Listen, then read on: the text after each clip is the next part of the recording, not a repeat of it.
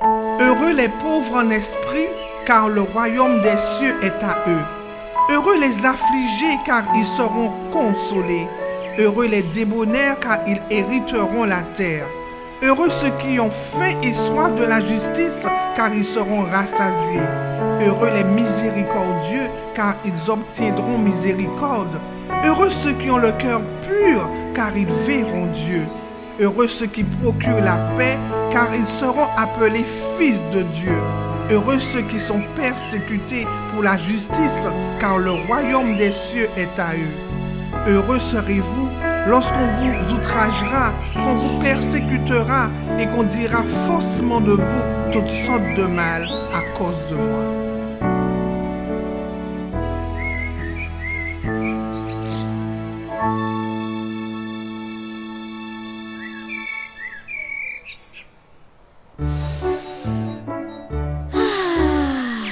Quel air frais ici! Tout est tellement coloré. Et si j'avais un zipline, là tout de suite? Et si seulement j'avais une boîte? Peut-être que je pourrais fabriquer quelque chose avec ces bouts de bois. J'ai besoin d'aide. Dans mon sac à dos, je porte des assistants qui simplifient ma vie et la rendent plus heureuse.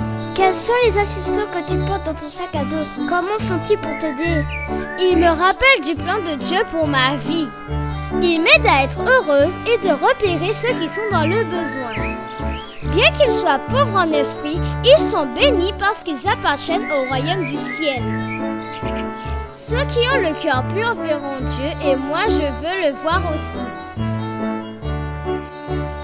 Voilà le défendeur, la justice de Dieu. L'assistant qui se nomme l'humilité offre la joie aux autres parce qu'il sait placer les autres en premier, comme Jésus a fait. Quand on est triste, les encouragements des autres nous font du bien et on se sent beaucoup mieux. Tu sais quoi, Estelle? J'aime vraiment tous tes assistants. Je pense qu'ils sont très importants. J'aurais aimé qu'ils soient mes assistants aussi. Ok les enfants, je vois que vous êtes en bonne compagnie. Si nous pouvons faire de ces petits assistants bénis nos meilleurs amis, nous arriverons non seulement à avoir une vie meilleure, mais nous pourrons aussi aider les autres à vivre une vie beaucoup plus épanouissante. Puissent les assistants du sac à dos nous guider afin que notre comportement change. Et c'est exactement ce que Jésus attend de nous. Et de plus, c'est ce que la Bible nous dit dans Matthieu 5,12. Sois heureux et plein de joie, car ta récompense est grande au ciel. Le sac à dos parle de bénédiction. Bénis les autres et tu seras béni aussi.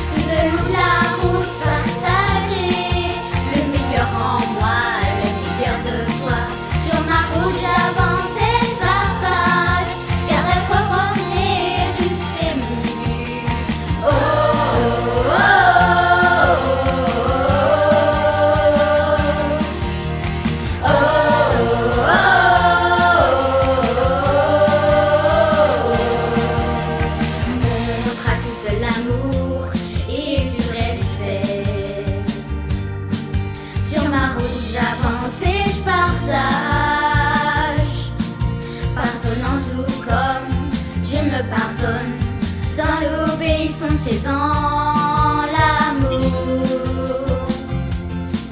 En tout lieu, en tout temps, partager la parole de Dieu, c'est l'amour. Tout le long du chemin, partager ce que tu ne peux pas faire, je le fais pour toi. Tout le long de la route, partager le meilleur en moi, le meilleur de toi. Sur ma route, j'avance et je partage, car être comme Jésus, c'est mon but. Moi, je veux être comme lui.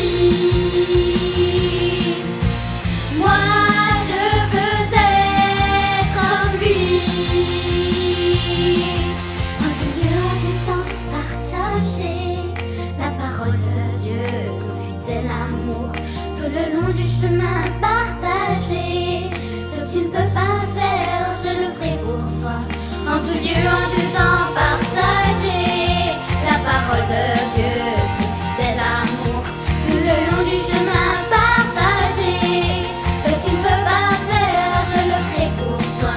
Tout le long de la route, partager le meilleur en moi, le meilleur de toi. Sur ma route, j'avance et je partage, car être comme Jésus, c'est mon but. Oh, oh,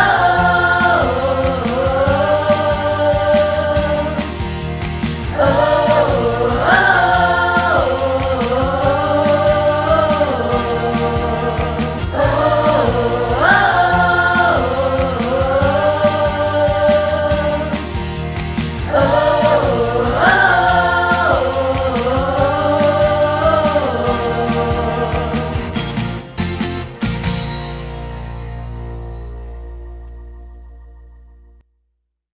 C'est avec une très grande joie que je vous souhaite la bienvenue à un programme spécialement conçu pour les enfants de la division interaméricaine à la Martinique, la Guadeloupe, Haïti et la Guyane française et à tous les autres francophones de ce territoire et du monde.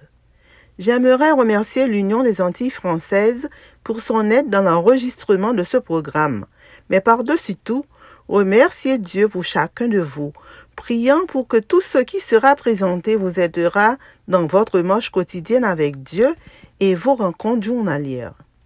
La Bible déclare que Jésus croissait chaque jour en grâce et en stature devant Dieu et devant les hommes. Et c'est justement pourquoi nous sommes heureux que vous soyez disposés à écouter sa voix. Profitez de ce programme qui fait partie du sac à dos qui parle numéro 3, intitulé « Béni ».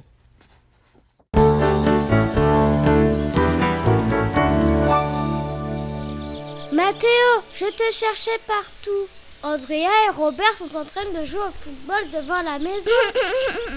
Je sais. Mathéo, pourquoi pleures-tu? Parce que je jouais avec eux tout à l'heure. Ils se sont moqués de moi. Ils disaient que je ne savais pas jouer. Parfois à l'école, ils disent du mal de moi aux copains. J'en ai assez de leur moquerie. Je sais que c'est pas facile et que ça fait mal quand on se moque de quelqu'un.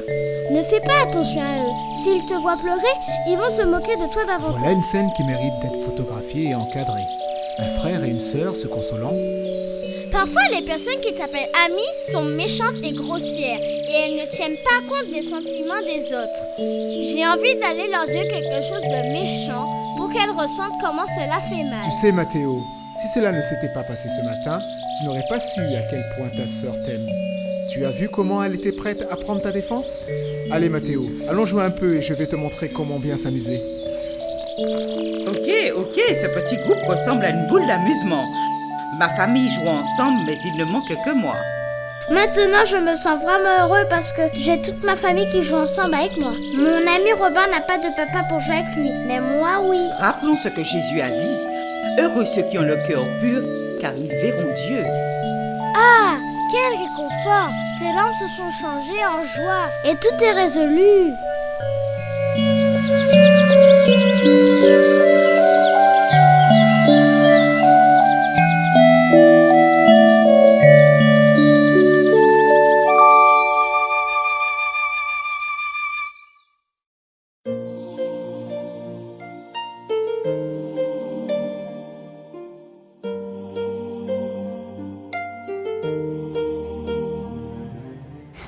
je vais me régaler avec cette mangue.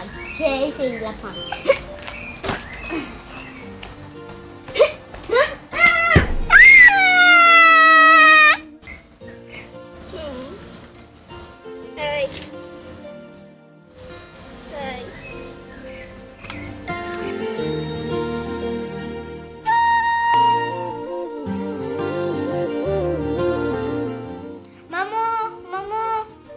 Oh, Soaël, quand est-il arrivé? Pourquoi ton vêtement est aussi sale? Je suis tombée dans une mare de bois en voulant cueillir des fruits. Oh, ne t'en fais pas, ça ira mieux. Tu n'auras qu'à te laver, puis te changer, et tout ira bien. Et tu reviendras me voir tout à l'heure. J'ai quelque chose à partager avec toi.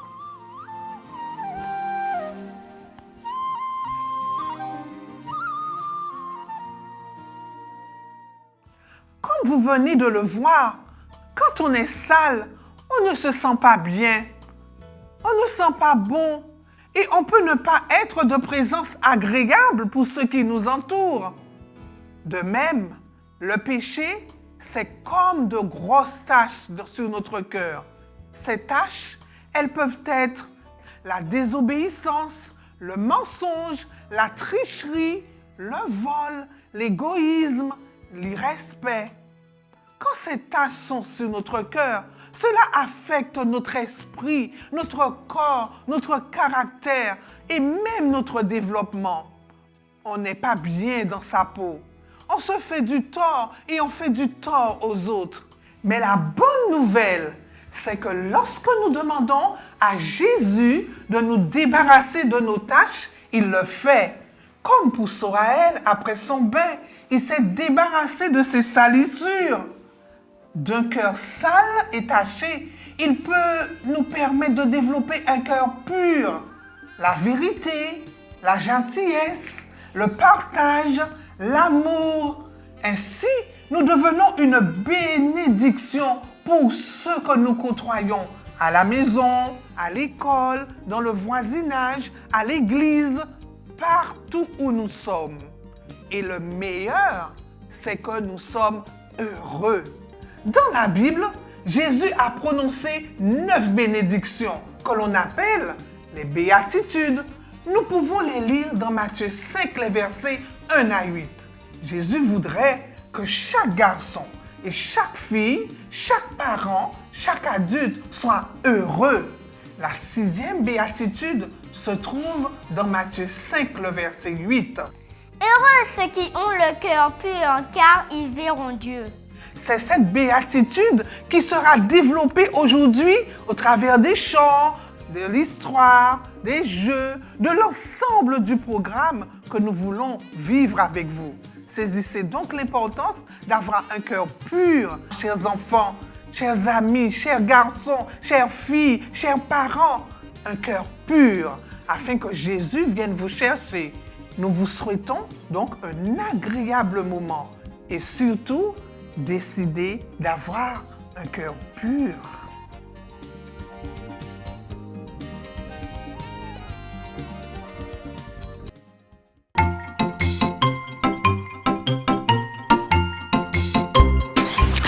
Bonjour. Il n'y a pas si longtemps que cela, je me suis confectionné un petit panier. Et aujourd'hui, j'aurais aimé prendre de l'eau dans la rivière avec mon petit panier pour remplir mon seau à côté. Je ne sais pas si je vais y arriver, en tout cas, je vais essayer. Donc, je vais me diriger vers l'eau et tu t'imagines bien que sous peu, je ne pourrai pas remplir le seau parce qu'il faudrait mieux que je prenne le seau et que je remplisse dans la rivière. Ce panier, nos anciens, nos parents les utilisaient pour transporter du charbon. Le charbon était bien difficile à réaliser parce qu'il fallait déjà trouver le bois, ensuite préparer le four et puis ensuite aller allumer, attendre plusieurs jours pour enfin récupérer le panier. Et je puis t'assurer que le charbon, eh bien, il était utilisé souvent pour faire la cuisine. Aujourd'hui, on ne l'utilise pas tellement, sauf pour les barbecues, quand toute la famille est rassemblée pour pouvoir cuisiner et faire griller certaines petites choses. Eh bien, mon histoire, ce sera l'histoire d'un petit garçon qui, lui, se prénommait Georges. Et Georges avait pour habitude de se rendre à chaque vacances chez son papy. Et là, il voyait papy travailler le bois pour réaliser et faire du charbon. Qu'est-ce que Georges prenait plaisir à regarder papy. Mais cette fois-ci, il était embêté. Pourquoi? Parce qu'il était souvent en colère.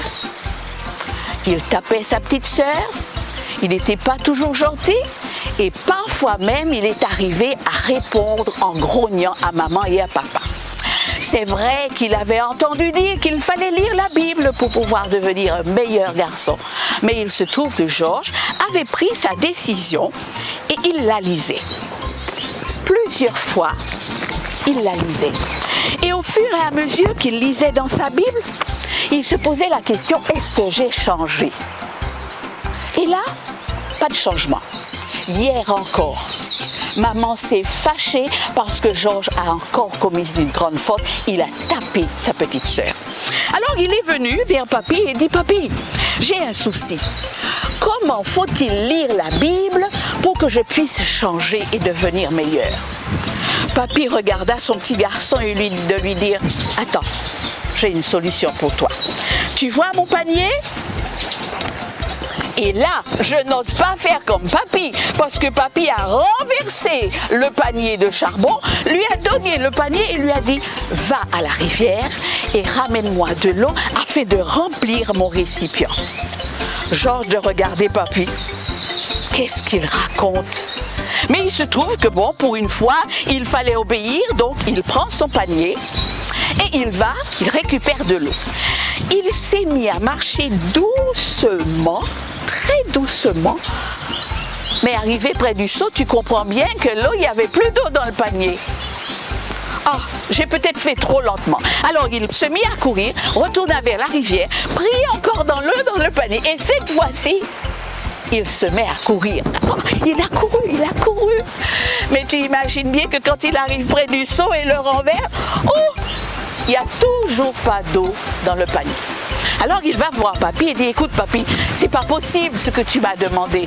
Papy de dire, mais non, allez, retourne et continue, retourne, va prendre de l'eau.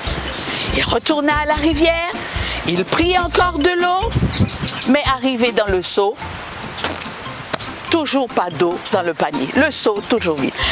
Papy, je crois que je ne vais plus continuer parce que, c'est pas la peine. Papy s'est arrêté et a regardé son petit garçon. Va me chercher le panier. Il ramena le panier mouillé. Que vois-tu? Comment est-il à l'intérieur? Oh, papy, il est moins sale, papy, il est moins sale. Effectivement, dit papy, chaque fois que tu as plongé le panier dans l'eau, eh bien, l'eau a traversé le panier et l'a lavé. Tu sais, quand on lit la Bible, c'est exactement ainsi que ça se passe. Chaque jour, on doit la lire et encore la lire. Et puis tout doucement, on va apprendre à connaître, à découvrir le Dieu de la Bible. Et ce Dieu de la Bible va nous aider à changer. Seuls, nous ne pouvons pas y arriver. Par contre, si tu veux avoir le cœur pur, lis ta Bible chaque jour. N'hésite pas à la lire et l'action de la Bible se verra ensuite en toi. Au revoir.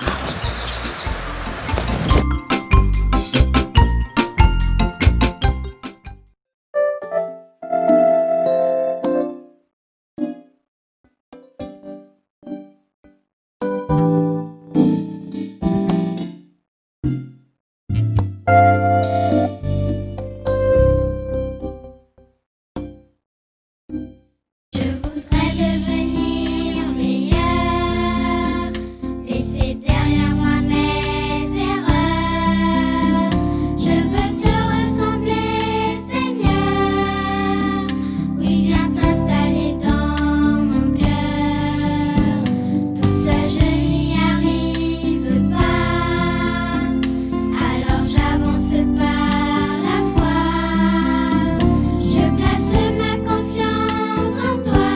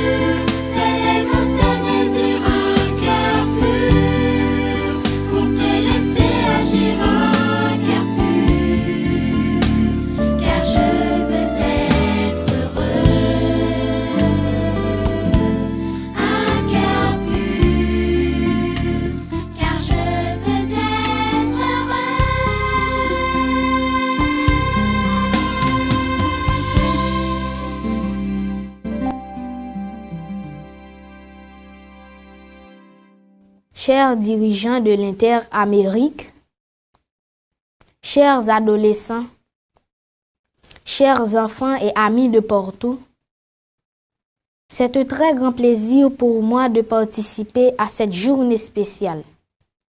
C'est aussi un privilège de pouvoir méditer avec vous pendant quelques minutes sur le texte de Matthieu 5, verset 4, qui se lit ici de la version Louis II. Heureux les affligés, car ils seront consolés. Je remercie la directrice du ministère de l'Enfance et de l'Adolescence de l'Union haïtienne et celle de la division interaméricaine pour ce privilège de m'adresser à vous en ce jour. En effet, j'ai lu ce verset plusieurs fois et il m'a fait du bien en voyant les deux promesses qui commencent et terminent le texte. Heureux, qui traduit le bonheur réservé à toutes les catégories mentionnées dans le sermon de Jésus. Et consolé, qui est une promesse spécifique à un groupe particulier. Mes chers amis, ce verset met en relief cette catégorie de personnes qui fera l'objet de cette double bénédiction de Dieu. Ce sont ceux qui sont affligés, c'est-à-dire qui sont dans l'affliction.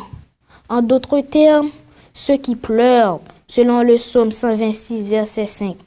Ceux qui gémissent, selon Ézéchiel 7, verset 16. Ou qui sont dans le deuil, selon le terme grec utilisé.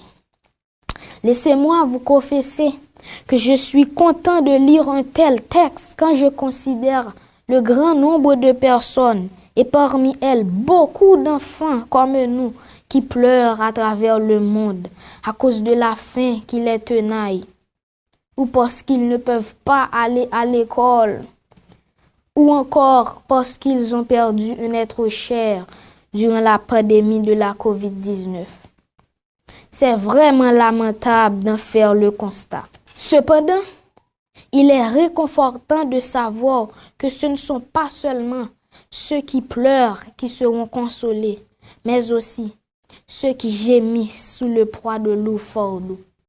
J'ai donc la conviction que le Seigneur Jésus ne consolera pas seulement ces personnes, mais qu'il éliminera pour toujours la cause ou les raisons de leurs pleurs, de leurs afflictions et de leurs gémissements et de leurs angoisses.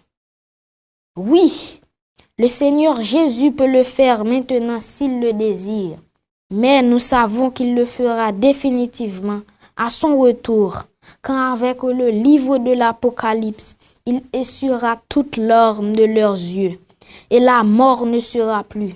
Apocalypse 21, verset 4. Ce sera un jour de joie, tel qu'il est rapporté par le prophète Ésaïe au chapitre 25, versets 8 et 9, et mentionné par Ellen G. White dans l'ouvrage Événements des derniers jours, page 35. C'est pourquoi je voudrais voir Jésus revenir pour recevoir moi aussi cette consolation définitive et totale, et pour mettre fin à toute cette triste situation qui nous font pleurer de temps en temps et qui nous séparent de nos bien-aimés parents et amis. N'aimeriez-vous pas vous aussi voir Jésus revenir pour nous donner ce monde nouveau où il y aura plus de pleurs, plus de cris?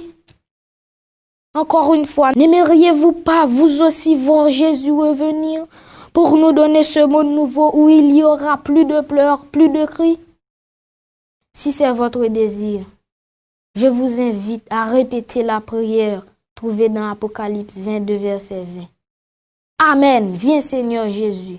Amen, viens Seigneur Jésus. Amen, viens Seigneur Jésus. Que le Seigneur vous bénisse. L'Esprit du Seigneur, l'Éternel, est sur moi. Car l'Éternel m'a oint pour porter de bonnes nouvelles aux malheureux.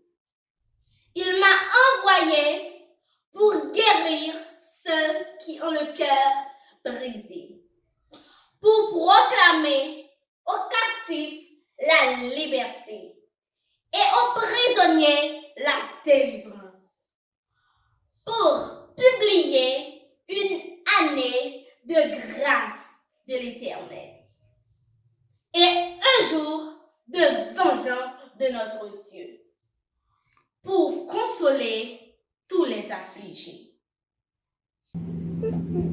Qu'est-ce que tu fais, Gabriel? Je fais un dessin. Tu vois, papa?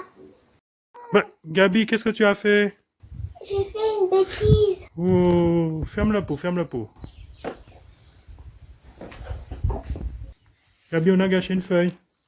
Oh, mais non, j'ai une idée. Tu as une idée?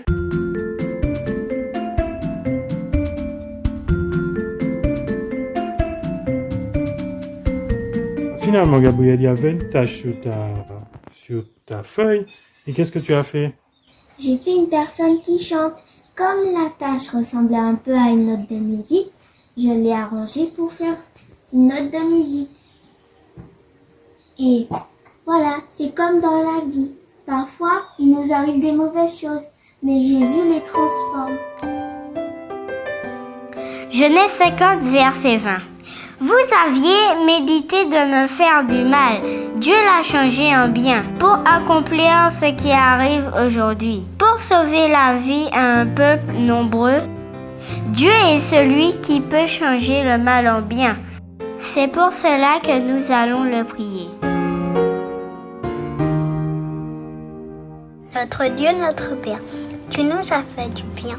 Tu nous as montré ton amour de plusieurs façons. Nous voulons t'adorer, te louer pour ce que tu es et pour ce que tu fais.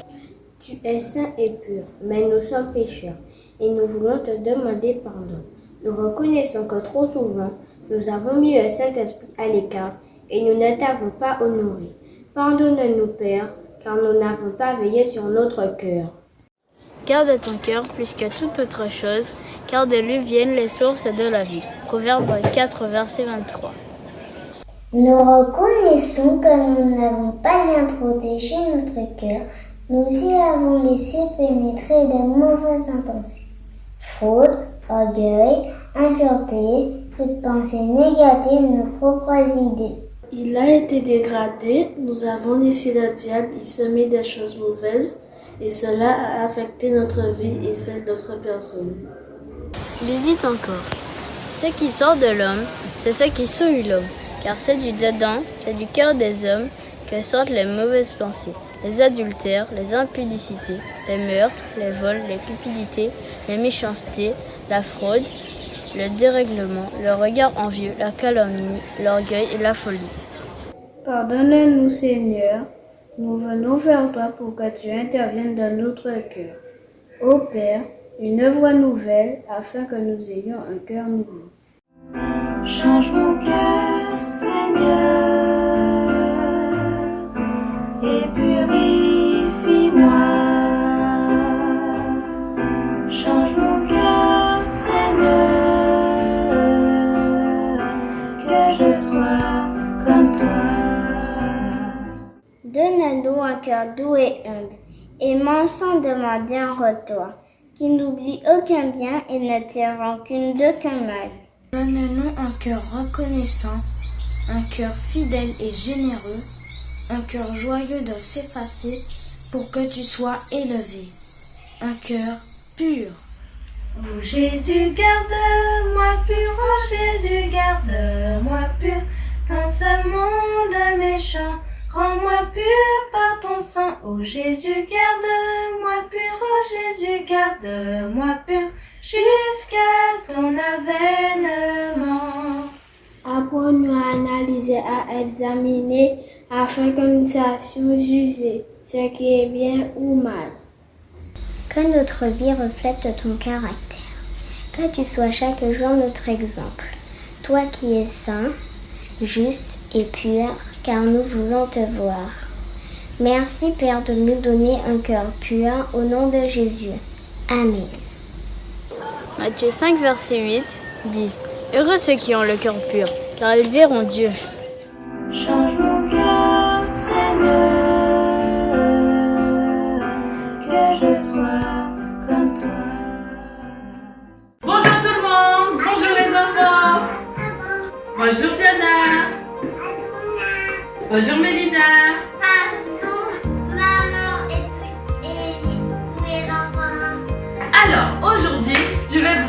proposé de faire un gâteau en forme de cœur. Mélina, connais-tu un verset qui parle de cœur? Oui. Et c'est lequel? Heureux ceux qui ont le cœur pur, car ils verront Dieu. Oui, heureux ceux qui ont le cœur pur, car ils verront Dieu. Et ce verset se trouve dans Matthieu 5, verset 8. Alors, pour faire un gâteau, qu'est-ce qu'il nous faut, Mélina? Des œufs, de la farine, du sucre. Nous allons vous montrer tout de suite tous les ingrédients qu'il nous faudra pour faire notre gâteau en forme de cœur. À tout de suite. Pour préparer notre gâteau, il nous faudra 6 œufs, 200 g de beurre, 200 g de farine avec un demi-sachet de levure chimique, 220 g de sucre et une boîte d'ananas et du caramel. Pour aromatiser, un citron, de l'essence vanille, de l'essence amère, de la cannelle et de la muscade. Vous êtes prêts? On y va! On commence par mettre le beurre et le sucre dans un grand bol afin de les mélanger ensemble. Maintenant, on peut mélanger à l'aide d'un fouet électrique ou encore un robot pâtissier.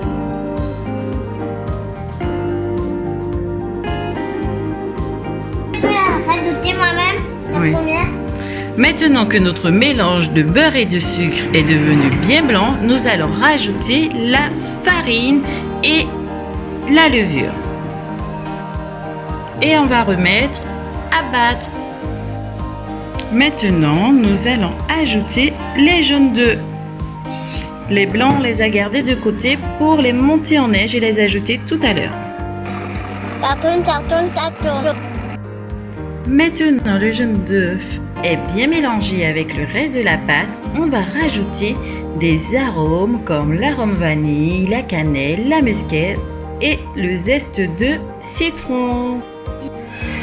Ça sert à quoi le citron et la vanille qu'on vient de mettre?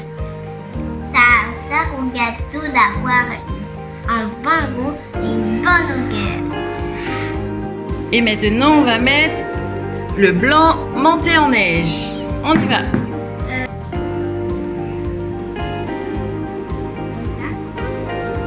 Maintenant, nous allons mettre le caramel dans le fond du moule. Au cœur. Vas-y, Mélie. C'est bon? On va maintenant bien répartir le caramel tout au fond du moule.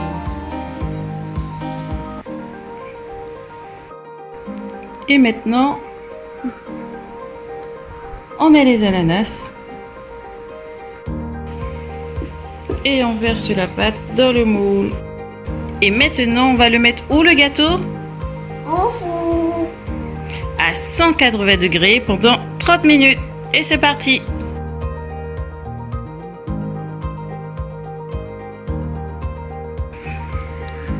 On a sorti le gâteau du four. Ils sont très bons maintenant. Maintenant, on va verser la canne de l'ananas. Tu peux? Oui, verse le sirop.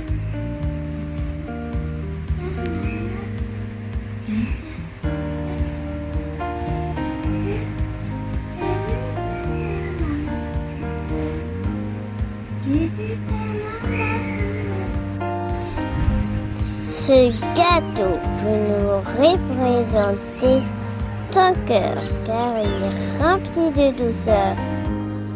Partager notre bon gâteau avec les autres, c'est ce qu'il y a aussi de meilleur. Bon appétit à tous!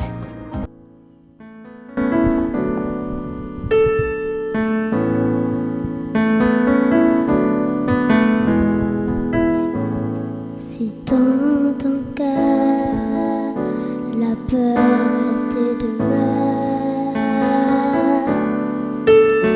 si dans la vie personne ne te comprend,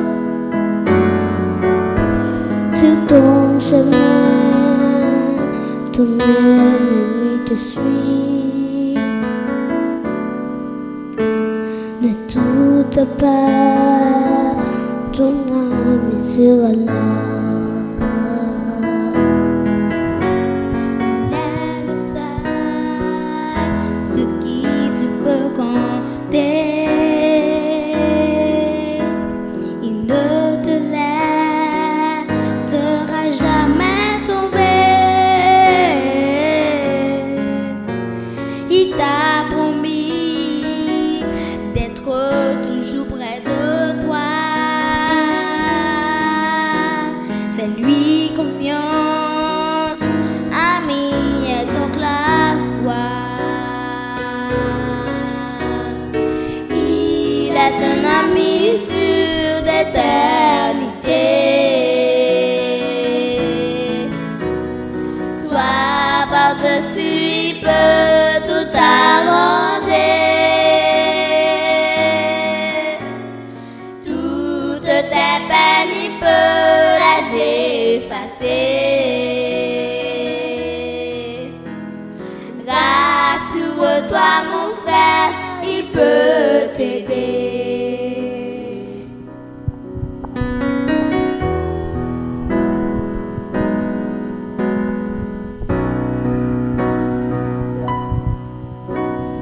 La vie a fait seulement de désespoir. Désespoir entraîne la tristesse. La tristesse apporte le chagrin. Mais Jésus seul peut faire jaillir la joie. Il est un ami sûr d'éternité. Sois par-dessus, il peut tout arranger. Tout arranger, toutes tes peines, il peut les effacer. Rassure-toi, mon frère, il peut t'aider. Il peut te procurer ce que tu veux. Si tu es malade, il peut te guérir. Comme un enfant, jette-toi dans ses bras. Il est ton maître, sois-lui toujours fidèle. Fidèle. Il est un ami sûr d'éternité. Sois par-dessus, il peut tout arranger. Tout arranger, toutes tes peines, il peut les effacer. Rassure-toi, mon frère, il peut t'aider.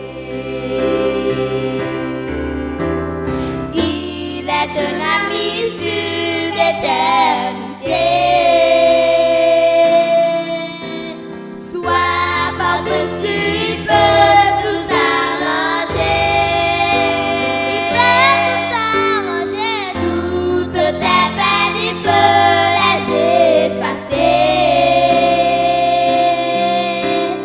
Rassure-toi, mon frère, il peut t'aider.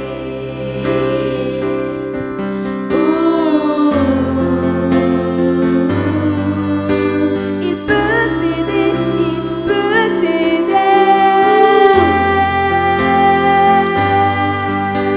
Il peut t'aider.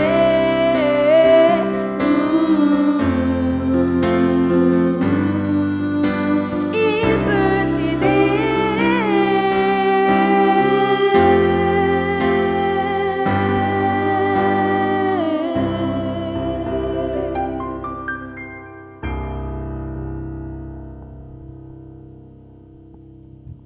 Bonjour chers amis, je m'appelle Ilan, j'habite la Martinique qui fait partie de l'Union des Antilles et Guyane française. Le message que je vous adresse aujourd'hui s'intitule « Dieu attend ton 100%. » Le verset du jour se trouve dans Matthieu 5, le verset 8, qui dit « Heureux ceux qui ont le cœur pur, car ils verront Dieu. » Jésus parcourait toute la Galilée, enseignant dans les synagogues, prêchant la bonne nouvelle du royaume et guérissant toute maladie et toute infirmité parmi le peuple. La Bible dit dans Matthieu 5 au verset 1er, « Voyant la foule, Jésus monta sur la montagne, et après qu'il se fut assis, ses disciples s'approchèrent de lui. Puis ayant ouvert la bouche, il les enseigna et dit, « 8 paroles de bonheur parfait que l'on appelle les béatitudes. » La 6e parole de Jésus se trouve au verset 8, qui dit « Heureux ceux qui ont le cœur pur, car ils verront Dieu. » Heureux ceux qui ont le cœur pur, car ils verront Dieu. Mais c'est quoi avoir un cœur pur? Qu'est-ce que Jésus veut dire ici? Dans le dictionnaire, le mot « pur » est un adjectif et désigne ce qui est sans mélange, qui n'est pas souillé ni pollué, qui est sans impureté, sans saleté, qui est 100%. Le cœur, c'est l'organe musculaire creux qui constitue l'élément moteur central de la circulation du sang. Sans lui, il est impossible de vivre. C'est aussi le siège, la base de nos sentiments et de nos motivations. Avoir le cœur pur, c'est avoir de bonnes motivations. Agir avec sincérité, c'est être vrai, loyal. 1 Jean 2, le verset 15 dit « N'aimez point le monde, ni les choses qui sont dans le monde. Si quelqu'un aime le monde, l'amour du Père n'est point en lui. » Avoir le cœur pur, c'est aimer Dieu plus que tout et à 100%. Pourquoi faut-il avoir le cœur pur? La Bible dit dans Matthieu 5, le verset 8, « Heureux ceux qui ont le cœur pur, car ils verront Dieu. » Si je veux que l'Éternel me soutienne, il faut que je lui donne mon cœur tout entier. Mon bonheur dépend de la pureté de mon cœur et de ma fidélité à 100%. Psaume 37, le verset 28 dit « Car l'Éternel aime la justice et il n'abandonne pas ses fidèles. Ils sont toujours sous sa garde. » Mais il nous reste encore une question, une seule. Comment avoir le cœur pur? C'est très important. Le psaume 37 nous donne 7 conseils pour avoir le cœur pur. Au verset 1er, n'envie pas ceux qui font le mal. Verset 3, confie-toi en l'Éternel et pratique le bien. Verset 5, recommande ton sort à l'Éternel, mets en lui ta confiance. Au verset 7, garde les silences devant l'Éternel et espère en lui. Au verset 8, laisse la colère, abandonne la fureur, ne t'irrite pas, ce serait mal faire. Au verset 27, détourne-toi du mal, fais le bien. Ainsi, avoir le cœur pur, c'est demander à Dieu de me donner ce qu'il y a de mieux pour moi avant de me donner ce que je veux. Dieu d'abord et avant toute chose, sa volonté d'abord avant la mienne. Le psaume 40, le verset 8 dit dans la version Louis II, « Je veux faire ta volonté, mon Dieu, et ta loi est au fond de mon cœur. » Pour réussir à avoir le cœur pur, je dois me nourrir de la volonté de Dieu. Et elle est écrite dans sa parole, la Bible. Il me faut donc la lire et me nourrir d'elle le plus que possible, tous les jours et en tout temps, et surtout la mettre en pratique. Ce n'est pas toujours facile de trouver du temps pour Dieu, et il est impossible d'avoir un cœur pur sans Dieu, car seul Dieu est pur. Peut-être qu'en lisant le psaume 37, tu découvres qu'il y a quelque chose qui n'est pas encore au point avec Dieu, et donc que ton cœur n'est pas encore à 100% pour lui. Le mien non plus. Mais il est écrit dans Éphésiens 2, le verset 10, « Car nous sommes son ouvrage, ayant été créés en Jésus-Christ pour de bonnes œuvres que Dieu a préparées d'avance afin que nous les pratiquions. » Si Dieu a tout préparé, il peut aussi changer notre cœur en bien. Je t'invite donc, si tu souhaites avoir un cœur pur, si tu souhaites être heureux ou heureuse, si tu souhaites voir Dieu face à face, si tu souhaites vivre avec lui pour toujours, je t'invite à faire avec moi cette courte prière que tu pourras répéter souvent. Cette prière se trouve dans le psaume 51 au verset 10. Ô Dieu, Crée en moi un cœur pur. Renouvelle en moi un esprit bien disposé. Au nom de Jésus-Christ. Amen.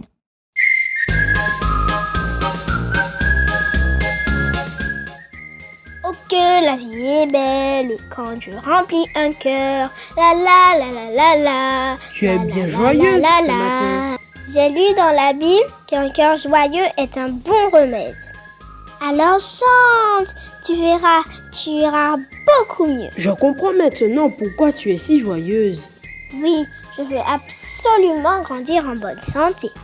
Il y a aussi un conseil dans le livre des Proverbes. C'est celui-ci. Par-dessus tout, veille soigneusement sur ton cœur, car il est la source de tout ce qui fait ta vie. Tu as bien raison, parce qu'un esprit abattu dessèche les eaux. Tu sais quoi? J'ai une idée. Si on demandait au docteur qu'est-ce qui se passe exactement dans notre corps lorsqu'on est joyeux ou en colère. On ne peut plus rencontrer le docteur comme d'habitude, le mercredi. C'est vrai. Sais-tu pourquoi? À cause de la pandémie, c'est dommage. Mais on peut le contacter par téléphone. C'est super. Téléphonons tout de suite, nous en aurons le cœur net. On lui demandera aussi comment veiller soigneusement sur notre cœur. Excellente idée.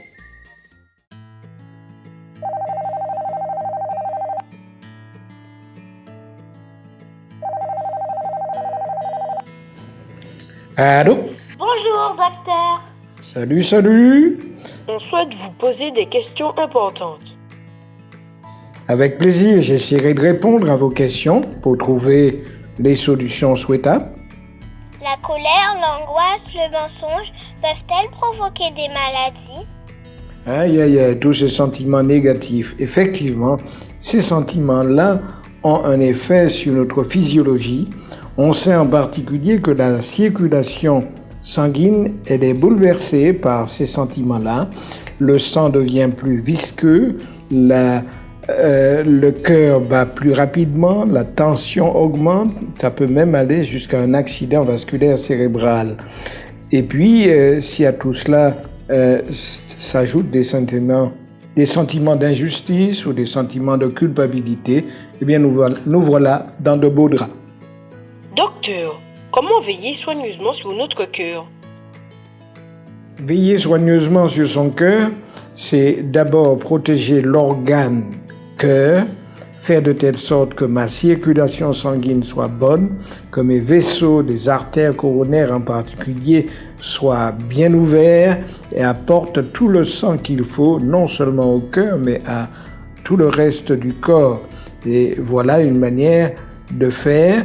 Et cette protection, elle se fera non seulement par une bonne alimentation, mais aussi par de l'exercice physique, par le repos et tous les bons conseils que vous connaissez déjà à propos de l'entretien d'une bonne santé. Je dirais donc veiller soigneusement sur son cœur, c'est non seulement le protéger de façon physique pour qu'il soit efficace pendant nos années de vie, mais il y a aussi l'idée de cœur comme étant le siège de sentiments, le siège de pensée. Et là, nous avons la relation intime entre le cerveau et le cœur, parce que c'est à partir du cerveau que nous décidons de ce que nous avons à faire et comment protéger effectivement notre vie en prenant les bonnes décisions afin de pouvoir aller le plus loin possible. Comment avoir un cœur pur? Comment avoir un cœur pur? Eh bien, d'abord, c'est en alimentant vraisemblablement nos pensées de la bonne façon. Et là, vous voyez, je passe du cerveau au cœur parce que je pense que ces expressions-là, il faut pouvoir les entendre à peu près sous le même jour. Alors, je dirais que cultiver des pensées pures, à savoir tout ce qui est bon, tout ce qui est honorable, tout ce qui est digne d'adoration, eh bien, ces choses-là nous permettront de cultiver de bonnes pensées et un cœur pur. Il est important, lorsque l'on parle d'entretien d'un cœur pur, il est nécessaire que nous pensions à la relation entre cœur et cerveau, parce que c'est quand même à partir du cerveau que nous réfléchissons, que nous prenons des décisions positives ou négatives, et En réalité, tout ce qui est pur, tout ce qui est agréable, tout ce qui est beau, tout ce qui est digne de louange et d'adoration devrait être l'objet de nos pensées et nous permettrait de garder un cœur pur. Je dois aussi dire que le sage Salomon s'y est intéressé puisqu'il nous dit « Garde ton cœur plus que toute autre chose, car de lui viennent les sources de la vie. » Pour que ces sources de vie ne soient pas souillées, eh bien, il est important que nous fassions attention à ce que nous nous permettons de voir, ce que nous nous permettons d'entendre et ce auquel nous nous intéressons tout particulièrement. Et voilà quelques conseils qui pourraient nous aider à bien comprendre comment garder un cœur pur. Merci beaucoup, docteur, pour toutes ces informations. Voilà, nous avons pu causer un petit moment et essayer de cerner certains problèmes. Ça nous fera du bien pour que nous puissions garder l'idée de savoir comment se maintenir en santé spirituelle. Au revoir, docteur. À bientôt. Au revoir et à bientôt. Nous aurons certainement encore l'occasion de nous rencontrer.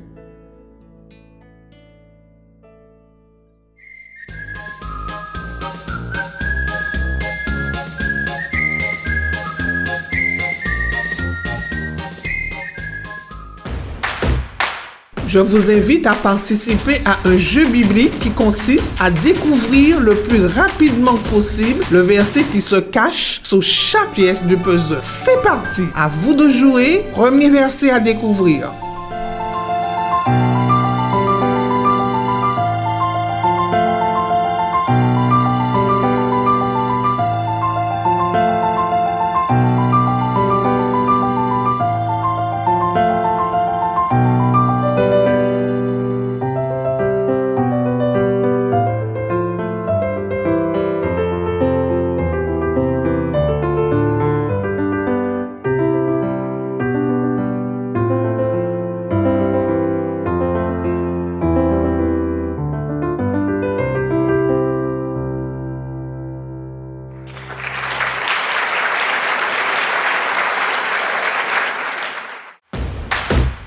Maintenant, notre deuxième verset.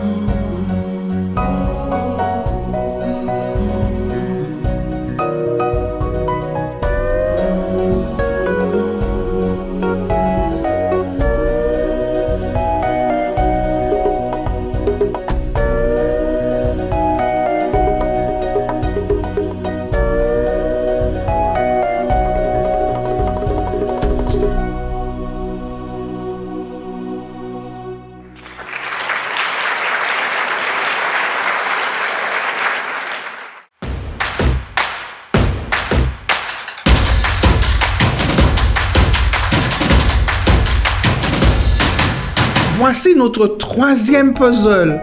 À vous de jouer.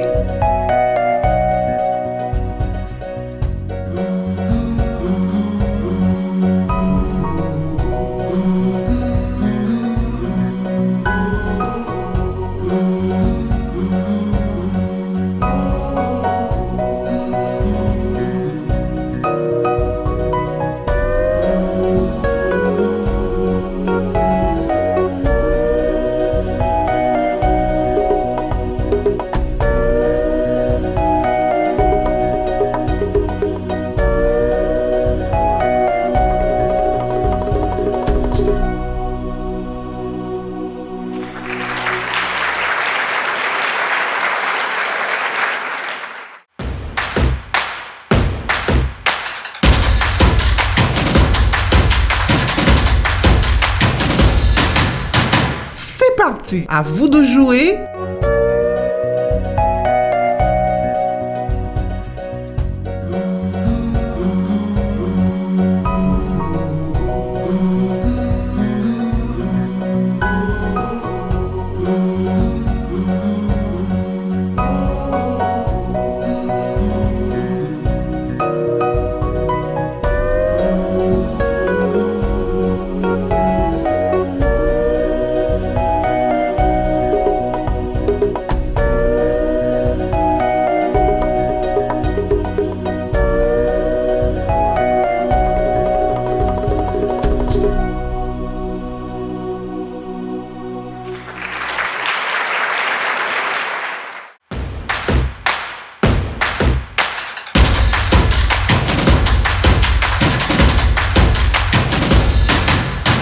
Nous arrivons maintenant à notre dernier puzzle.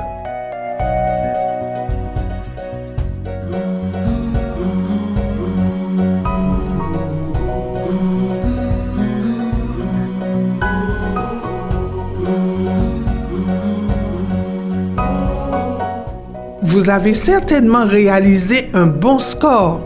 Mais si d'aventure ce n'est pas le cas, pas de panique. Vous pourrez vous rattraper et pratiquer ce type de jeu à la maison qui vous fortifiera la mémoire et vous aidera à connaître le maximum de versets de la Bible. Merci pour votre participation.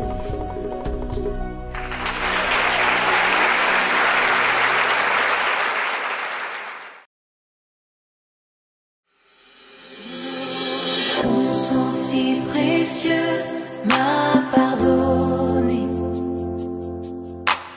Blanc, oui, plus blanc que la neige. Tu fais battre en retraite mon péché et ma honte. Et par cette alliance tu me restaures. Donc je me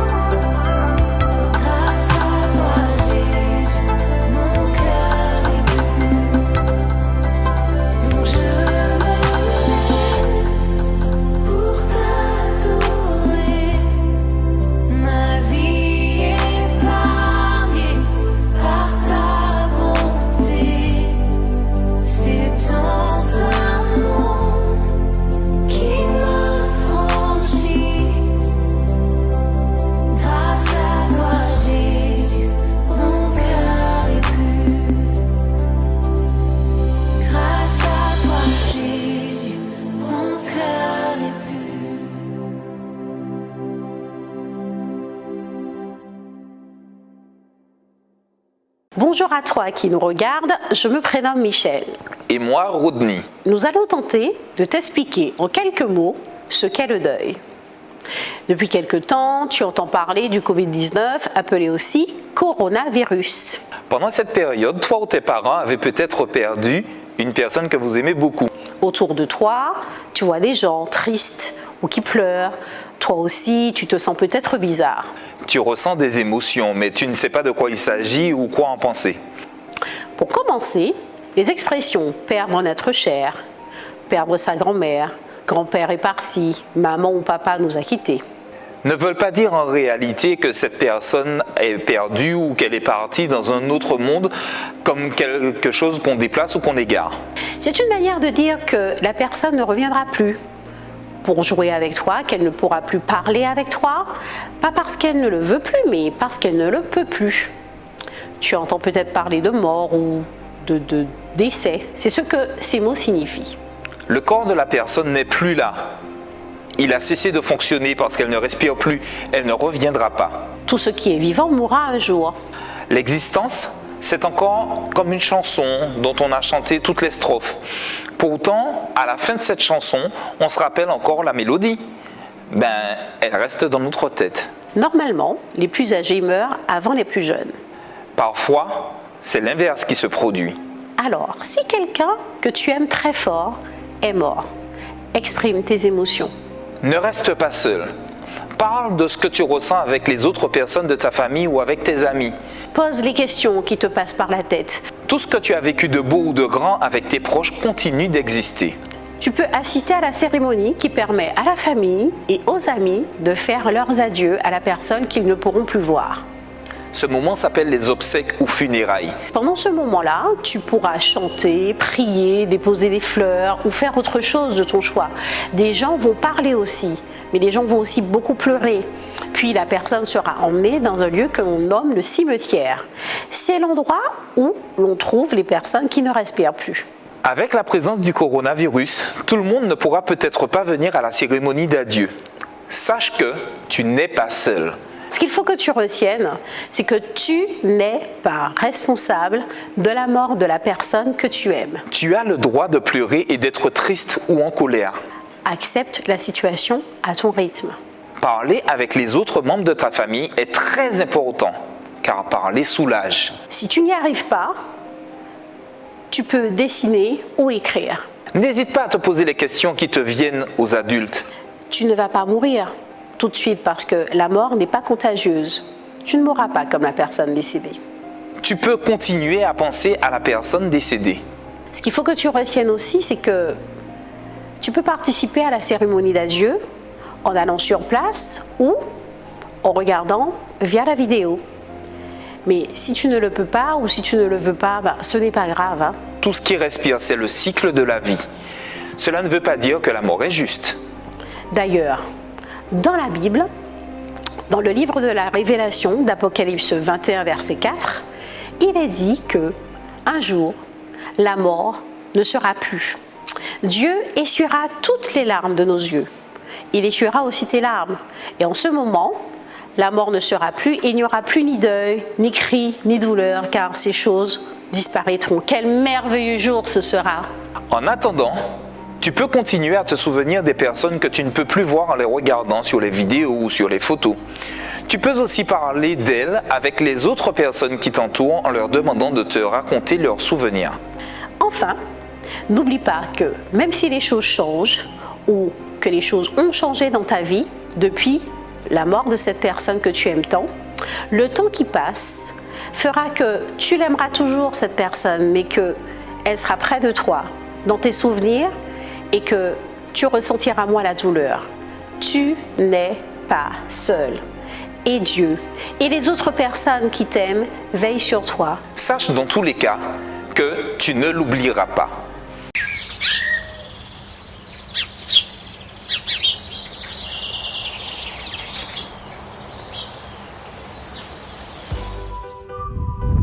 Alors les enfants, on dirait que vous vous ennuyez. J'ai quelque chose à partager avec vous. Venez! Oui,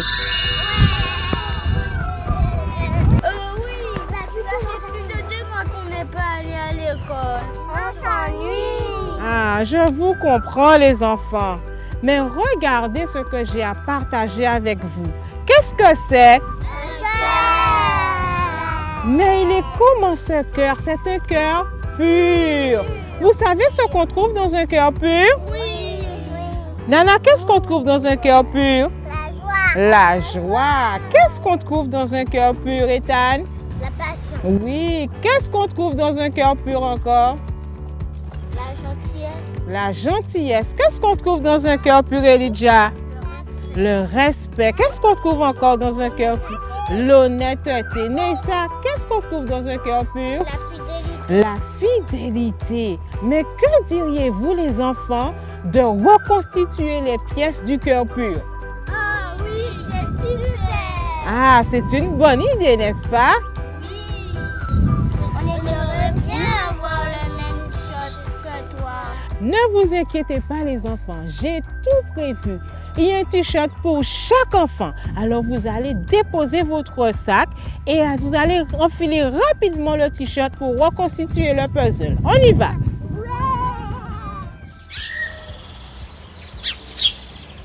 Alors, les enfants, vous êtes prêts? Alors, nous allons reconstituer le puzzle du cœur pur. Alors Jaël va déposer la première pièce. Et ensuite, à tour de rôle, je vais vous appeler pour venir déposer votre pièce. Tout le monde a compris? Oui! On y va, Jaël! Le cœur pur. Voilà, assieds-toi. Alors, Laïssa, qu'est-ce qu'on trouve dans un cœur pur? L'amour. Viens déposer la pièce de l'amour. Oui. Super. Alors, Nana, qu'est-ce qu'on trouve dans un cœur pur? La joie. Ouais, la joie. Viens déposer ta pièce. Super. Alors, Ethan, qu'est-ce qu'on trouve dans un cœur pur? La patience. La patience. Tu viens déposer ta pièce? Alors, Enzo, viens. Qu'est-ce qu'on trouve dans un cœur pur? Le pardon.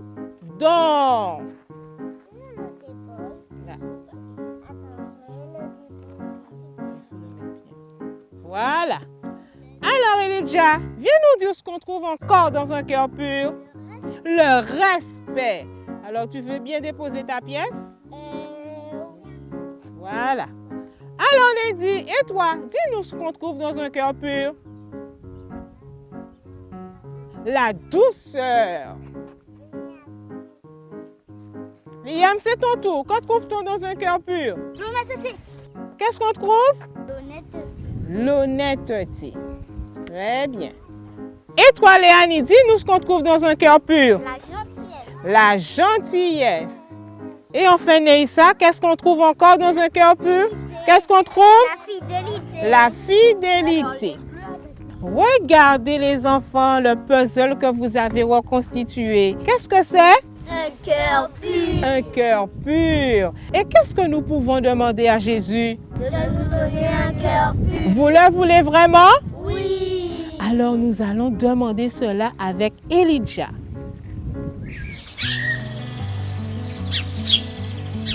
Seigneur, donne-nous un cœur pur avec plein d'amour, de joie, de patience, de pardon, de respect, de douceur, d'honnêteté, de gentillesse, de fidélité. Au nom de Jésus et pour ta gloire. Amen. Amen. Alors les enfants, vous avez apprécié ce moment? Oui. Alors, n'oubliez pas chaque jour de demander à Jésus de vous donner un cœur pur. Alors, applaudissez-vous. Au revoir les enfants. Au revoir. Bonjour à vous qui nous regardez, je me prénomme Michel. Et moi, Rodney. Autrefois, les gens décédés étaient exposés à la maison, de sorte que les enfants avaient davantage de contact avec la mort. De nos jours, paradoxalement, ils côtoient la mort tous les jours, de façon virtuelle, dans les jeux vidéo, les films d'action, mais sans en comprendre le sens et les implications. Face au décès d'un être cher, d'un parent, d'un ami, les enfants n'ont pas la capacité émotionnelle de se concentrer sur leur douleur sur une longue période. Il n'est donc pas rare que les enfants endeuillés se laissent distraire par le jeu. C'est un mécanisme de protection qui leur permet d'être temporairement détournés de la douleur. Il réagira selon son âge, sa personnalité, les circonstances qui entourent le décès de la personne et d'autres facteurs encore. Plus l'enfant est jeune et moins le concept de la mort lui est compréhensible. Toutefois, il faut savoir que même le bébé peut ressentir la perte. Voici quelques croyances que l'enfant endeuillé peut avoir. Il peut se sentir abandonné, par exemple, ou croire qu'il est responsable du décès pour avoir eu certaines pensées ou même pour avoir fait quelque chose qu'il considère comme méchante, ou alors pour avoir bravé un interdit. Il peut aussi s'imaginer que la mort est contagieuse. Il peut craindre également que d'autres personnes de la famille ne meurent. Si vous ou certains de vos proches passez par une période difficile due à la mort d'un conjoint, d'un parent, d'un frère, d'une sœur, d'un enfant, ou que vous vous demandez comment accompagner au mieux mon enfant ou ceux de votre entourage, alors voici quelques indications qui, nous l'espérons, vous seront utiles. Lorsque vous parlez de la mort, que vous l'annoncez à votre enfant, restez concret et utilisez des mots simples. Parler soulage. Incitez sans pression votre enfant à mettre des mots sur ses sentiments. N'en faites pas un tabou. Au contraire, entretenez la mémoire du défunt avec les souvenirs. Précisez-lui qu'il n'oubliera pas son parent décédé, qu'il continuera à l'aimer. Dites-lui qu'il ne lui est pas nécessaire de souffrir beaucoup pour prouver que la personne lui manque. Communiquez régulièrement avec votre enfant en répondant à ses questions même si elles vous mettent mal à l'aise. Jusqu'à un certain âge, le caractère définitif de la mort n'est pas encore intégré. N'hésitez pas à répéter des explications relatives à la mort afin qu'il intègre la notion de la limite des êtres vivants. Ce que vous devez retenir, la compréhension du côté irréversible de la mort n'apparaît pas avant l'âge de 9 ans, mais même un bébé peut ressentir la perte. À l'annonce du décès, ne lui cachez pas la réalité, utilisez des mots simples et annoncez-lui de préférence en même temps qu'aux autres. Vous devez expliquer à votre enfant la question de la mort, le décès qui survient sans métaphore. Vous pouvez utiliser des images parlantes et observables dans le réel, comme celle du cycle de la vie, que l'on retrouve dans la nature. Encouragez-le aussi à parler de ce qu'il ressent. Entretenez le souvenir de la personne décédée. Soyez attentifs à la durée et à l'intensité des manifestations du deuil chez votre enfant. N'hésitez pas à demander l'aide d'un professionnel. Veillez aussi à l'entourer, à le rassurer. Soyez présent pour lui malgré votre propre douleur. Dialoguez avec lui en répondant à toutes ses questions avec franchise et encouragez-le à dire ce qu'il pense réellement. La pandémie a bouleversé les rites religieux, les rituels de famille. Vous pouvez aussi parfois avoir recours aux outils web et ne pas rester isolé avec votre enfant. Dans tous les cas, n'hésitez pas à consulter. Gardez en tête que la durée du deuil varie selon les enfants, donc respectez son rythme. La participation au rite funéraire est aidante pour les enfants aussi. Et ayez recours à vos croyances, comme je le disais, avec votre spiritualité, parce que ce seront des réconforts précieux pour vous dans lesquels vous pourrez permettre à votre enfant de pouvoir vivre ces moments et dépasser ces moments spécifiques. Votre enfant est précieux aux yeux de Dieu. Croyez donc qu'il vous guidera pour accompagner au mieux votre enfant dans cet événement difficile. Qui renvoie tant l'adulte que vous êtes, que votre enfant que vous chérissez, au caractère fragile et mortel des êtres humains. Donc courage et persévérance. Merci pour votre présence parmi nous. Et nous prions que vous continuerez à garder Jésus dans vos cœurs tous les jours de votre vie. Soyez bénis.